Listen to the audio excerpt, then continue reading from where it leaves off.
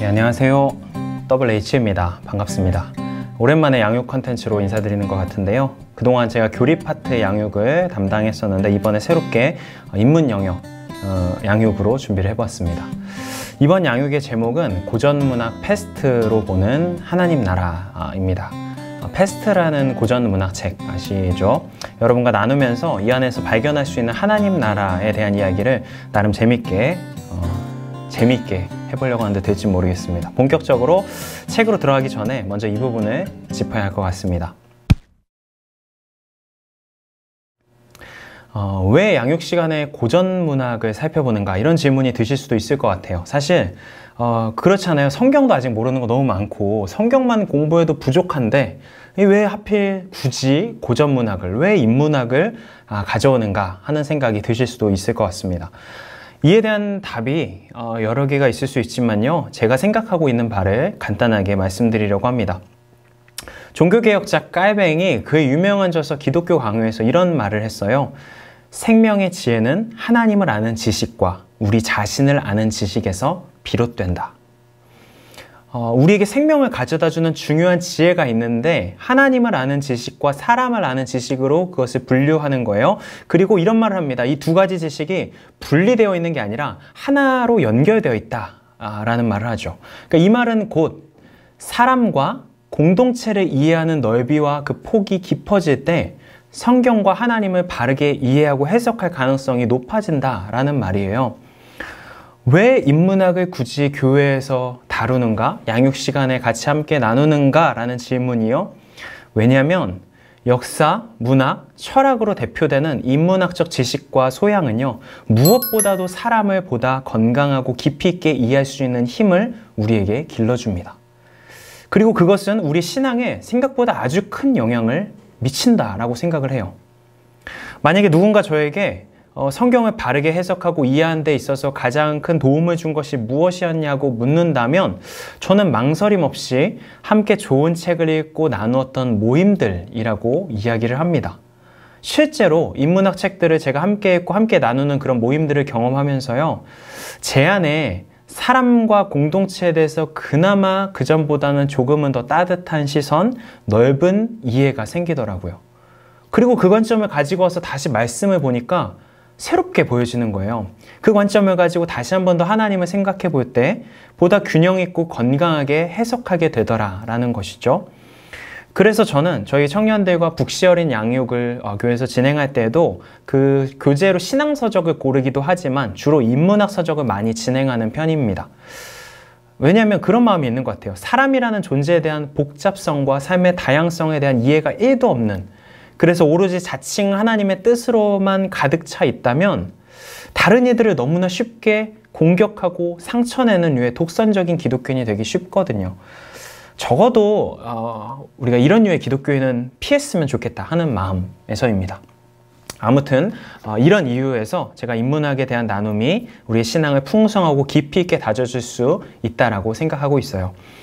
사실 그렇다면 제가 이 시간에 인문학에 대해서 고전문학 같이 살펴볼 건데, 이에 대해서 제가 전공자도 아니고 소양이 깊은 것도 아닙니다. 아주 초보적인 지식만 있을 뿐이어서 좀 걱정되는 면도 있긴 하지만요, 함께 나누면서 저도 함께 배워간다 라는 겸손한 마음으로 진행해 보도록 하겠습니다. 혹시라도 제가 나누는 부분에 있어서 좀 부족한 부분이나 잘못된 내용이 있다면 저보다 더 전문가이신 청년분들께서 또 같이 나눠주셔도 너무 좋을 것 같아요.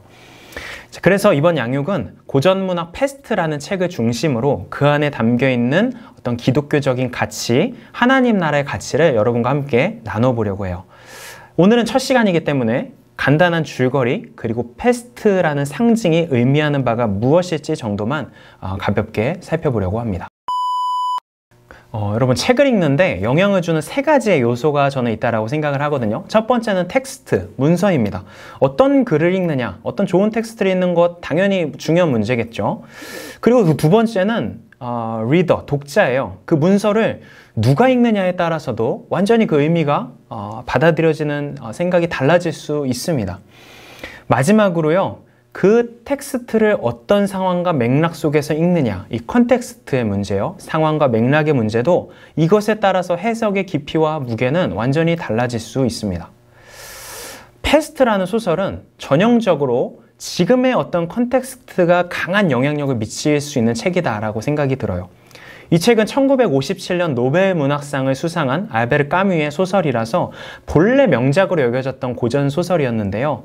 지금의 이 코로나19라는 특수한 컨텍스트와 만나게 되면서 이 책이 전하는 메시지와 파장이 훨씬 더 묵직해진 책이다라고 볼 수 있습니다.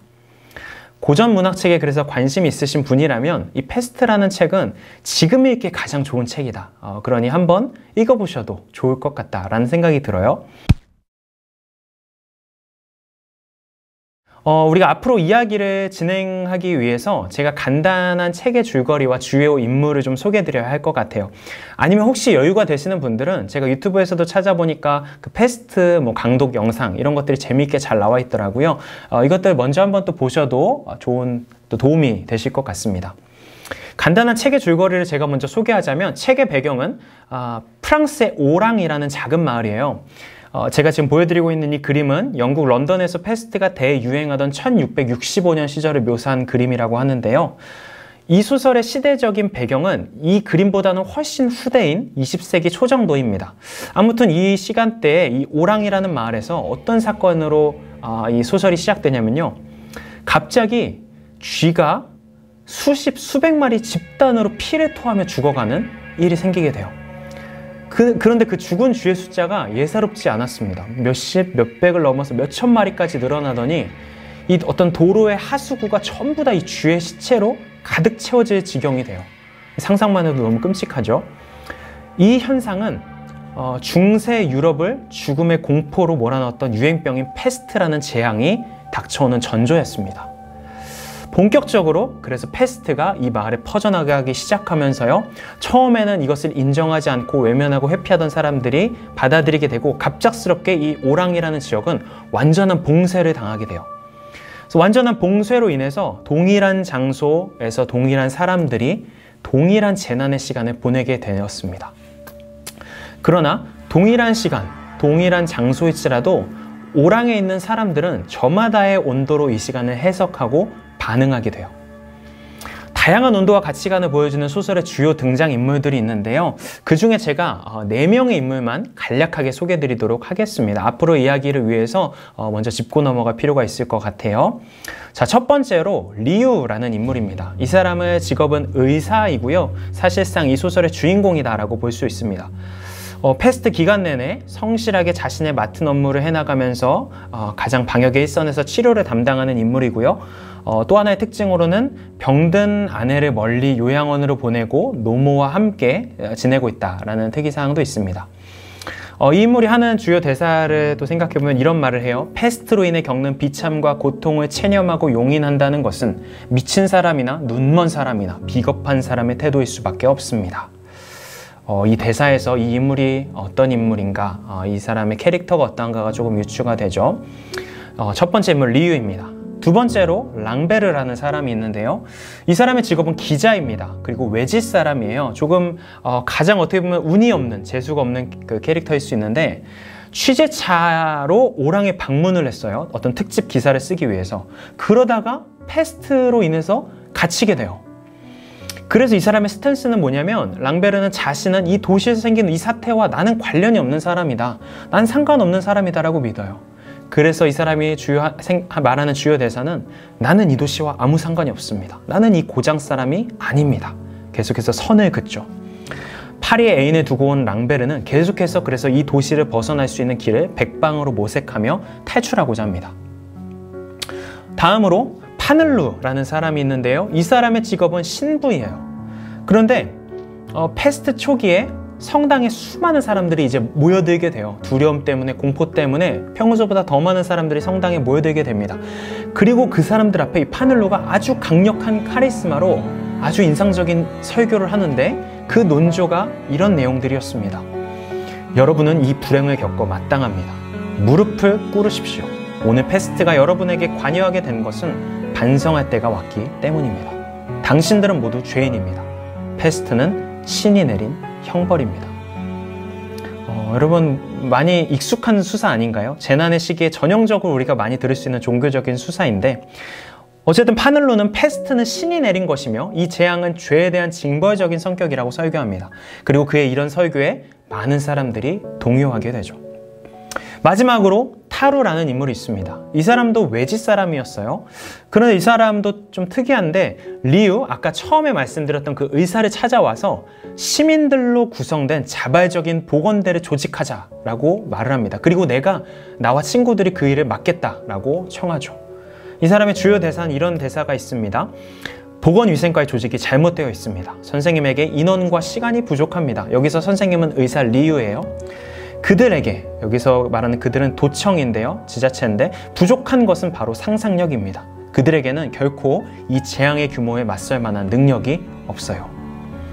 그래서 실제로 보건대를 조직하게 되고 이 타루라는 인물은 의사 리유와 함께 패스트와 계속해서 싸워나가게 됩니다. 자, 여러분 등장인물은 소개해드렸는데요. 각자 뚜렷한 캐릭터와 가치관을 가지고 자신들만의 방식으로 이 재난의 시간을 소화하고 해석해 나가면서 저마다 다양한 삶의 결을 또 스토리를 만들어 나갑니다. 이들이 만들어내는 이 삶의 결을 통해 깨달을 수 있는 중요한 또 가치 있는 메시지들이 있는데요.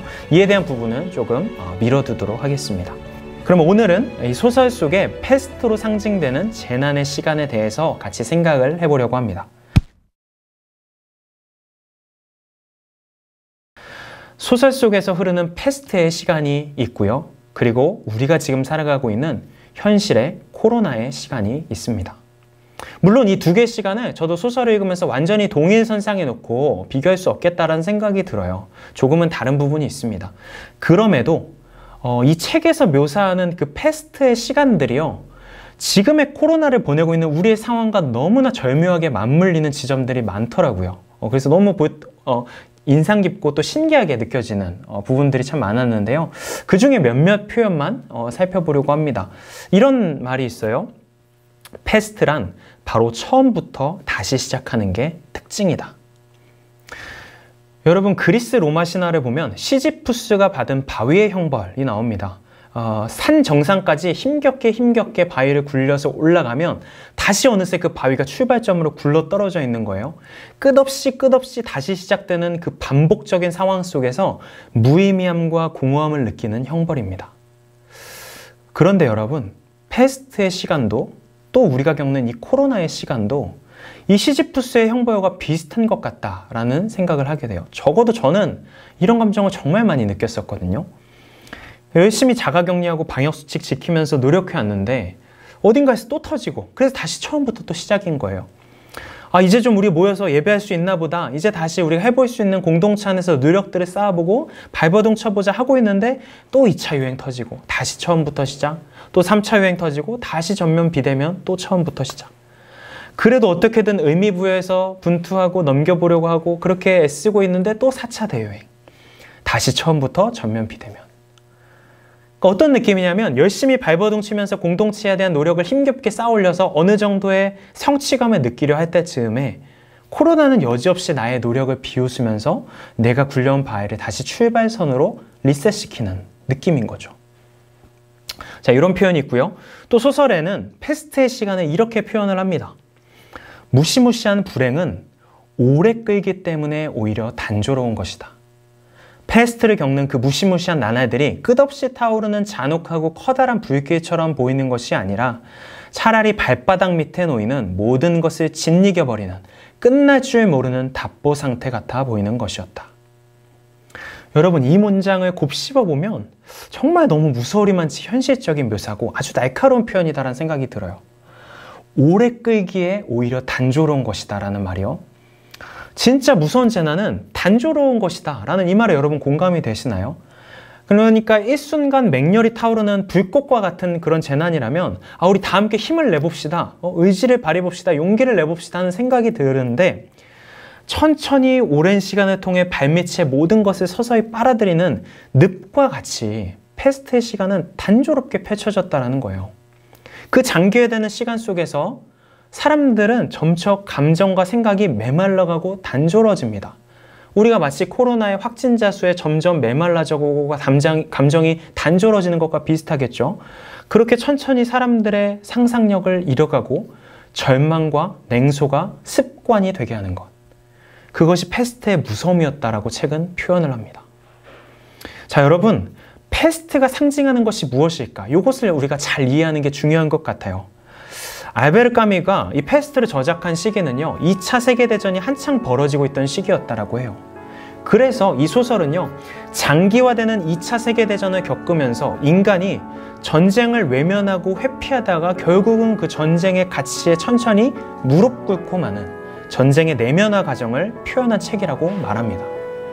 실제로 소설에서도 다양한 인물들이 처음에는 이 패스트라는 재앙을 외면하고 부인하고 또 저마다의 방법으로 회피해요.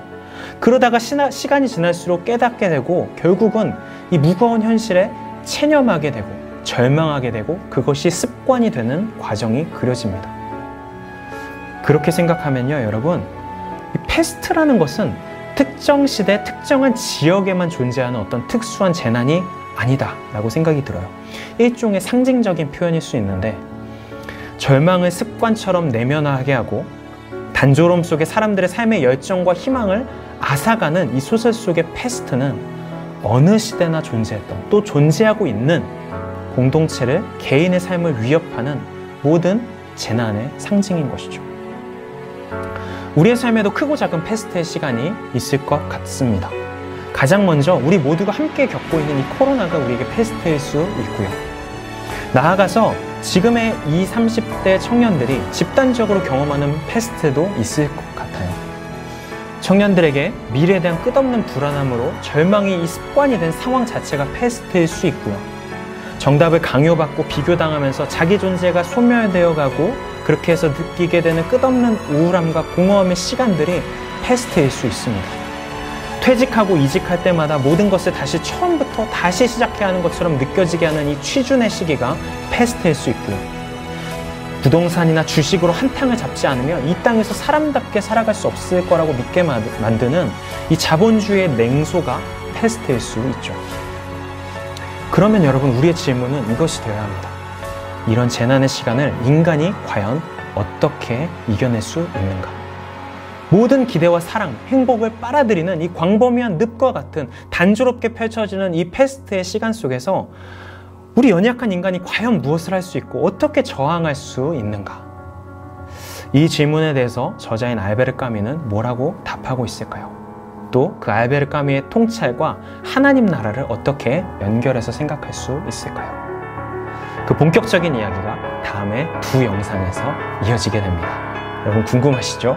네, 궁금하셨으면 좋겠습니다. 기대해 주시고 또 기다려 주시면 좋겠습니다. 남은 두 영상에서는 본격적으로 패스트 안에서 찾을 수 있는 가치와 그와 연결시켜서 생각해 볼 수 있는 하나님 나라의 가치에 대해서 함께 나눠보도록 하겠습니다.